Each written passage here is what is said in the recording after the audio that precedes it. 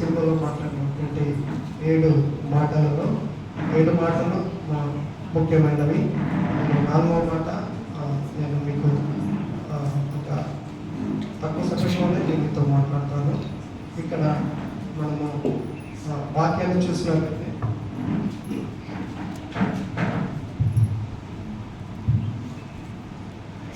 Mark సువార్త 15వ అధ్యాయం ఇక్కడ 33వ వచనం మనం చూసినట్లయితే మధ్యాహ్నం మొదలుకొని 3 గంటల వరకు యేసుక్రీస్తు ప్రభువుని ఇక్కడ ఉదయం 6 గంటల నుంచి వెళ్ళి 9 గంటల వరకు సిలువపై ఎక్కించినట్టుగా మనం చూస్తున్నాము. ఇక్కడ 9 గంటల నుంచి వెళ్ళి 12 గంటల వరకు యేసుక్రీస్తు ప్రభువు ఆ సిలువపై ఉన్నప్పుడు చీకటి కమ్మెను. నేను మీకు ఒక 4 విషయాలు మీతో షేర్ చేసుకోవాలనుకుంటున్నాను.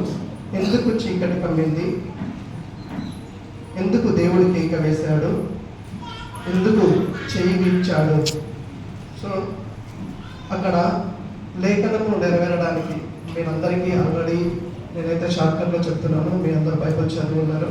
ఇక్కడ మధ్యాహ్నము చీకటి కమ్మడం ఇది లేఖనము నెరవేర్పు. అంటే బైబిల్లో మనం చదివినట్టయితే అనేక చోట్ల ఏముంటుందంటే మధ్యాహ్నము డే టైంలో పగల టైంలో చీకటి కమ్మడము అది అసంభవం. ఎందుకంటే చీకటి కమ్మడం అనేటువంటిది దేవుని యొక్క యేసుక్రీస్తు ప్రభువారు ఈ లోకంలోకి వచ్చినప్పుడు అది నెరవేర్పు జరగాలి. ఒక డే టైంలోనే ఆ యొక్క పగల్లోనే చీకటి కమ్మింది. యేసుక్రీస్తు ప్రభువారు ఆ శిలువపై ఉన్నప్పుడు ఈ యొక్క భూమి మీద చీకటి, ఈ అగాధము, అంధకారం కలిగింది. ఈ చీకటి ఒక వ్యక్తి ఒక కామెంట్ రాశాడు, ఈ చీకటి ఎందుకు కమ్మిందంటే యేసుక్రీస్తుల ప్రభువారు తను చేసినటువంటి ప్రయాణాన్ని, ఆ యేసుక్రీస్తుల ప్రభువారు చేసినటువంటి ఆ శిలువపై ఆ యొక్క ప్రయాణాన్ని దేవుడు సృష్టి చూడలేక అది చీకటి కలిగింది. ఆ యొక్క పగలు టైంలో ఆ చంద్రుడు అస్తమయమైపోయాడు. ఇది లేఖనము నెరవేర్పు. సో అది లేఖనంలో ఉన్నది కాబట్టి యేసుక్రీస్తు ప్రభువారు ఆ ప్రయాణం చేస్తున్నాడు కాబట్టి తన చేతుల చేత తన మాట చేత ఏర్పరచబడినటువంటి సృష్టి ఆ యొక్క దేవుడు చేసేటువంటి ఆ ప్రయాణాన్ని చూడలేక ఆ చంద్రుడు అస్తమైంది కనుక ఆ చీకటి కలిగను. అదేవిధంగా ఇక్కడ మనము దేవుడు ఇంకో మాట ఏంటంటే ఇక్కడ దేవుడు ఇక్కడ మనము మొదటి వచనంలో నా తండ్రి అని అన్నట్టుగా మనం చూస్తున్నాము. 4వ వచనం ఏముందంటే తను దేవుడు కనుక ఆ దేవుడితో అంటున్నాడు, ఇది దేవా నన్ను ఎందుకు చేయి విడిచితివి. చూడండి ఇక్కడ యేసుక్రీస్తు ప్రభువారు ఇక్కడ శిలువలో పలికినటువంటి ఈ 4వ మాట తన తండ్రి చేత, తన దేవుడి చేత, తండ్రి అయినటువంటి దేవుడి చేత కుమారుడు పలుకున్నటువంటి మాట ఏంటంటే నా చెయ్యి ఎందుకు విడిచితివి అంటే దేవుడు తండ్రి అనట్లేదు కానీ దేవా అంటున్నాడు. ఆ తండ్రి అయినటువంటి దేవుడు ఈ కుమారుణ్ణి ఈ లోకం మీద పంపించినప్పుడు తనకు కలిగినటువంటి శ్రమంతటిని తను తట్టుకోలేక తనకు కలిగినటువంటి వేదనంతటిని తన యొక్క దేవుడితో చెప్తున్నాడు అనమాట, నా చెయ్యి విడిచితివి అని. ఎందుకు నా చెయ్యి విడిచితివి?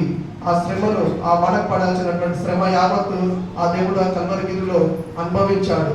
ఇంతకుముందు సహోదరులు చెప్పిన విధంగా ఆ యొక్క వచనాల ప్రకారం ఏంటంటే సిలువకు వేయబడము, ఆ మేకులు, చేతులకు మేకులు, తనకు ముళ్ళ కిరీటము, బాసిల్లు అనేటువంటి ఆ పాటలో 4-5 ఆ వచనాలలో ఉంటుంది. మనము దోషులుగా, మనం నేరస్తులుగా, మనం మోసగాళ్ళుగా ఉన్నప్పుడు మనకు పడాల్సినటువంటి శిక్ష యావత్తును దేవుడు ఇక్కడ ఆ శ్రమను తన తండ్రితో చెప్తున్నాడు, దేవా నా చేయందుకు విడిచితివి అని ఆ దేవుడితో అంటున్నాడు.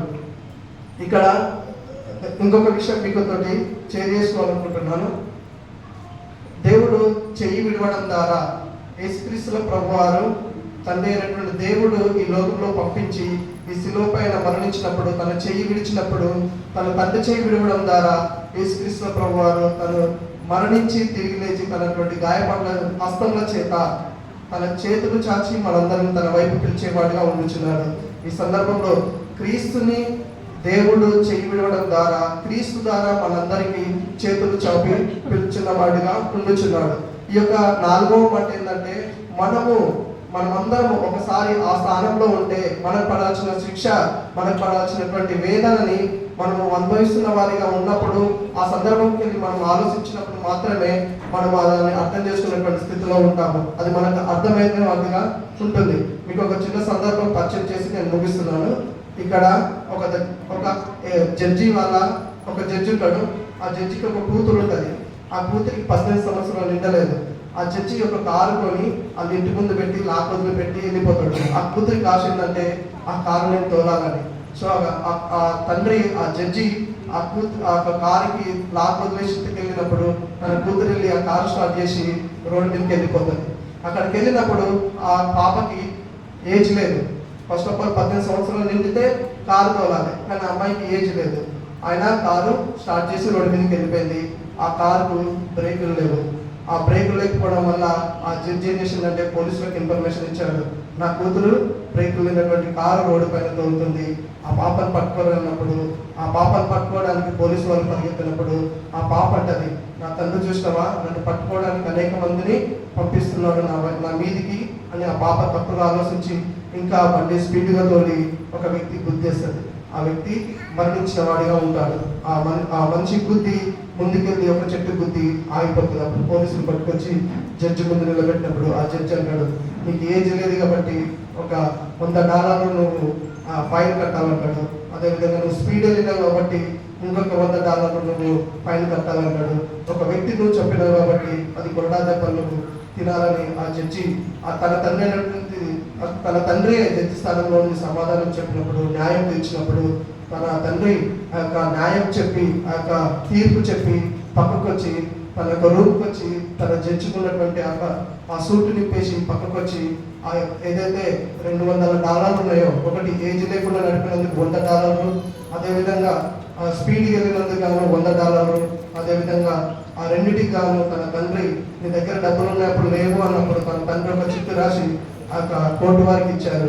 అదేవిధంగా ఆ మనిషిని చెప్పినందుకు ఆ కొరడా దెబ్బలు తినాలి కనుక ఆ కొరడా దెబ్బలను తింటావు అన్నప్పుడు అక్కడ ఆ జైలాధికారులకి ఈ జడ్జి ఏం చెప్పాడంటే, నా బిడ్డకు పడాల్సినటువంటి శిక్షను, నా బిడ్డకు పడాల్సిన కొరడా దెబ్బలను నేను తింటాను. తన కూతురికి బదులుగా తన తండ్రి ఆ కొరడా దెబ్బలు అనుభవించాడు. ఇక్కడ చూడండి, సందర్భం ఏంటంటే తండ్రి తన కూతురు కొరకు, తండ్రి మన కొరకు యేసుక్రీస్తు ప్రభువు వారు మన కొరకు మన చీకటి బ్రతుకులంతటిని చీకటి కమ్మెను, మన పాప జీవితములు, మన దోష జీవితములు, మన వ్యర్థమైనటువంటి మనం ఈ లోకంలో ఏది దేవుని ఎదుట సమానం కాదు, కానీ ఆయనను మనల్ని ఎన్నికలైనటువంటి మనల్ని దేవుడు ప్రేమించి తన ప్రాణం పెట్టి తన వైపు పిలిచేవాడిగా ఉంచున్నాడు. ఆ చీకటి కమ్మినప్పుడు ఆ చీకటిలో మన బ్రతుకులు ఉన్నవి, మన పాపరోత జీవితం ఉన్నది. ఆ చీకటిలో నుంచి దేవుడు వెలుగులోకి మనం నడిపించడానికే ఆ ప్రభువైన యేసుక్రీస్తు వారు ఆ శిలువపై మరణించడం జరిగింది. కొద్ది మాటలు దేవుడు దీవించింది.